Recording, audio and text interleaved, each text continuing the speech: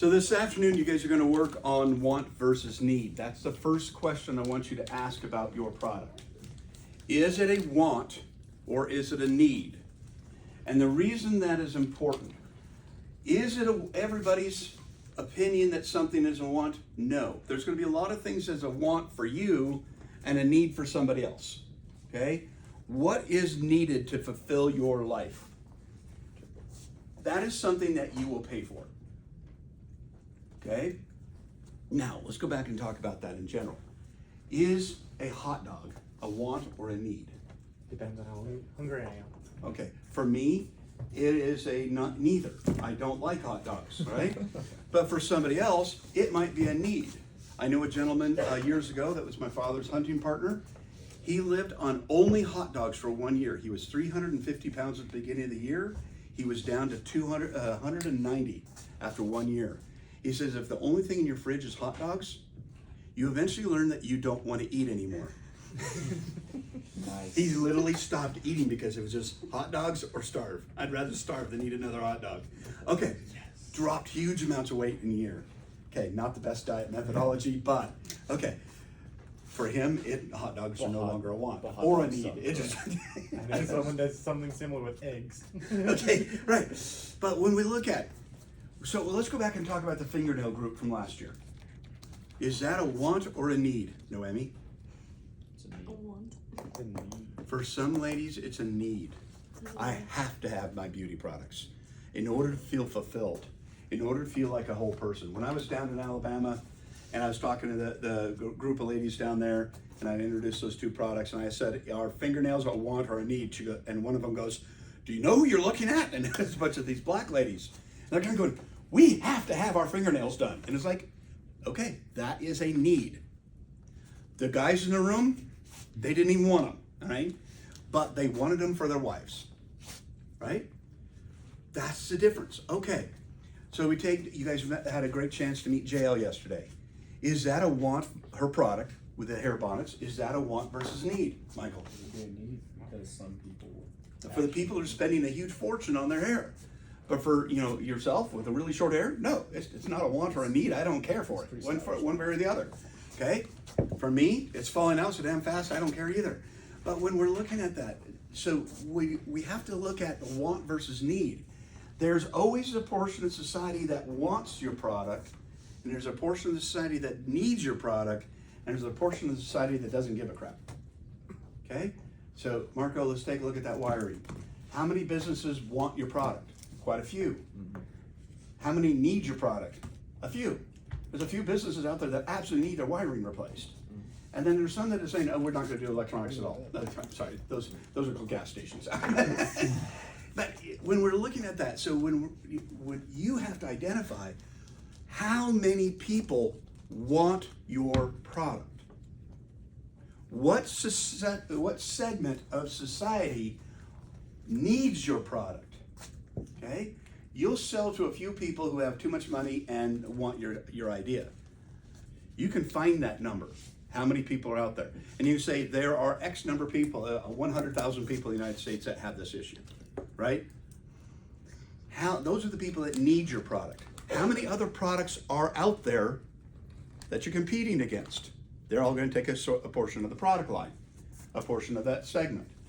So then you have to identify what portion of that segment can I acquire. Okay? Now, that is your true market capacity. What we're trying to identify here is what is our market capacity? How many people can I sell to? And how many of those people that I can sell to will actually buy? So, the photography industry, God awful number of people in that industry. What are you offering that is unique? That's something you guys are going to first Google when we get off these lecture topics. What are out there? What are services are out there? What can I dive into that I can offer something different to an experience that's different than somebody else? There's many recyclers in the world. What are you guys doing that's different? Okay? I know what you're doing different, but this is something you have to focus on. What are we different and unique about? What makes us unique? What is a product line that we're going to offer that's different? Okay? How many other business segments are there besides the one that you're working in? that can utilize that technology. So as your company grows and you keep serving this one client that you have now, there's other clients just like them that you're going to expand into and offer the same service to. And then the result being, how big can this company grow? Okay? But before we get going, I told you about the biodegradable battery, right? And the reason I was trying to push that was because if I could have got it to work, is it a want versus a need? It would be a need because the federal government says if you have a more environmentally friendly solution, the U.S. government, and it's within a reasonable price, the U.S. government has to purchase it. And that is true for safety and environmental. So if you come back to the U.S. military saying, I have a safer way than having some poor guy in a trench, they're required to buy it. That becomes a need. They have to in order to be compliant with the U.S. government rules. So if you have the opportunity to force the government to buy your product, what happens to your company growth? Goes up. Okay. So what we want to think about as we go forward, how do we force somebody to buy your product? So we were talking about your targets. How do we get them into that biodegradable category without damaging them, right? Or have one that's self-healing. Okay? What is a self-healing target? Infinitely reusable. Infinitely reusable. Is there anything that could be infinitely reusable? I forget the name of it, but maybe something that can like grow back. Ballistic clay. You can get, if you make ballistic targets out of a special type of clay, you shoot it, the clay splatters, and you go back and just push it back together again. Would that damage your arrow? No. Heavier than crap. You have to have a forklift to get it out there. But hey, you got a couple forklift drivers here. I think we had 3 of them. We're gonna have forklift demolition derby. I think that's Jousting. I will guess. Forklift jousting. Forklift jousting. I love it even better. Only one is certified though. What's that? Only one is certified. Only one is certified. Okay. Alternative Yeah. forklift jousting. Yes. And it goes back with to the like, controls. Hey guys, the Renaissance fair. definition. Yes. Yeah. Exactly. That's what I'm talking about. Okay. But that clay that we're mentioning, that yeah, we use it in ballistic tests all the time. But if you shot arrows into it, it would self-heal. It would last forever. You'd never have to replace it. I'm not saying that's what you want to do, but I'm using that as an example of where do we create a unique target that meets all the customer requirements, but makes you unique, that they want, that it becomes a need as opposed to a want. Throwing away foam rubber into a dump in Europe and the United States shortly will become illegal. Right? That means products made out of that, you can't produce them. Get ahead of the game. I don't know what it'll be. I haven't figured it out yet, but that's your job, right? As a business. So this afternoon, as we get out of, we got a couple lectures yet, but this afternoon, you're going to be spending your time going over the questions of want versus need. How do I make this unique? How do I force somebody to use my product? And you're going to write me out a plan right here on the tables. And we're going to write out a plan of and a sketch of this is what we need to do for a minimum viable product. Okay? And your minimum viable product, okay, want versus need is pretty straightforward. But what is going to make it want to hire you as opposed to everybody else? And you can't just say because there's nobody else out there doing it. Okay, that is a true aspect.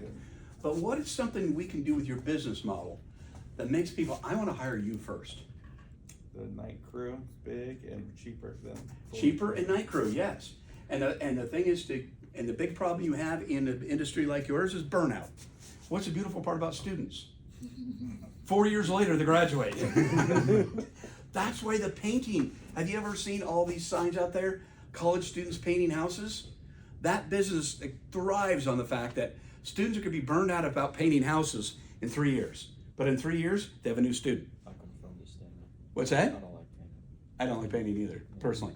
But the people that were hiring these college students painting houses, they knew that those students weren't going to be lifers. They knew they were only going to be there for 2 or 3 years and then move on. But there's always more students who are desperate for work. And that's what I'm getting back to you, is that makes your model unique. It's easy to train them, easy to get them up there doing the work. They burn out in a couple of years. you replace them with a new set, and people in Spokane and the local community, oh, I'm helping support students, and you're cheaper, I'm going with you. Yes, Right? they can graduate with their degree and a license. And a license, and actually and not so far into debt, Yeah. right? So these are things that we can put together into your business model, into your advertising, to make people want to go to your company as opposed to another company. Makes you a need, not a want, right? Are you guys kind of following where that goes? Okay.